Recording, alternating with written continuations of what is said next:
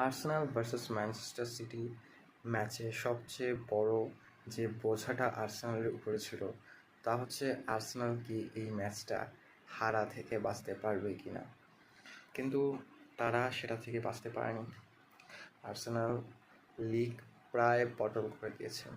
Arsenal শুধুমাত্র এখন গোল ডিফারেন্সে Manchester city থেকে বাঁচতে পারে, অথবা ম্যানচেস্টার সিটি যদি এখনও ম্যানচেস্টার সিটির কাছে গেম বাকি আছে এবং আর্সেনালের কাছেও 5টা ম্যাচ বাকি আছে, সবগুলো ম্যাচ তো অবভিয়াসলি জিততে হবে এবং হোপ করতে হবে যে ম্যানচেস্টার সিটি যেন এত পরিমাণে বেশি গোল ডিফারেন্স না করে ফেলে।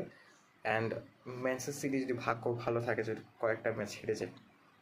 এছাড়া ম্যানচেস্টার সিটি যে পারফরমেন্সটা এই ম্যাচে দিয়েছে অতুলনীয়।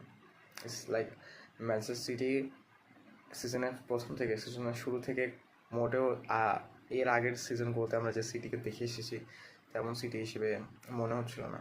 কিন্তু যখন তারা রিয়াল মাদ্রিদের কাছে হারলো, বিশেষ করে যারা এফএ কাপের ম্যাচে যখন তারা আমাদের আর্সেনালকে হারালো, এফএ কাপ না সরি কারবাও কাপের ম্যাচে যখন তারা আর্সেনালকে হারালো, ওইখান থেকে একটা মোমেন্টাম ধরে ফেলেছে ওরা। এখন ম্যানচেস্টার সিটি যখন সাধারণত এইরকম মোমেন্টাম ধরে ওদেরকে আসলে আটকানো যায় না। তো যেহেতু জব টাফ হবে, আশা করা যায় যে ম্যানচেস্টার সিটি অনেক এগিয়ে আছে। আর এর চেয়েও বেশি বড় ইম্পর্ট্যান্ট কথা যে আর্সেনাল যদি এইবার লিগ বটল করে, ওদের ফ্যান বেস যে কীভাবে, ওদের ফ্যান বেস ঘুমাতে পারবে কি না এটাও সন্দেহ আছে। কারণ টানা 4 মৌসুম ধরে সেকেন্ড প্লেসে ফিনিশ করা, থার্ড প্লেস করো, fourth place is like top 4 and going দেয়ার।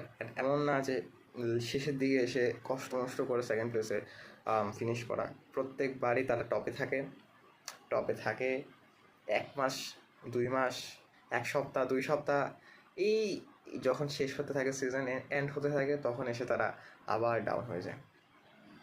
আমার হাতে রক্ত পড়তেছে, কেমনে জানি কেটে গেছে। আর্সেনালের রেড লং আমি রেড পড়েছি। আশা করা যায় যে আর্সেনাল কামব্যাক করতে পারবে। কামব্যাক না করতে পারলেও পুরো পৃথিবী আর্সেনাল এগেনস্টই আছে।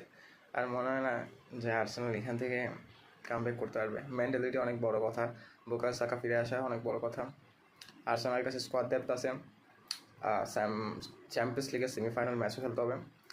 দেখা যাক। Good luck everyone. আলবিদা।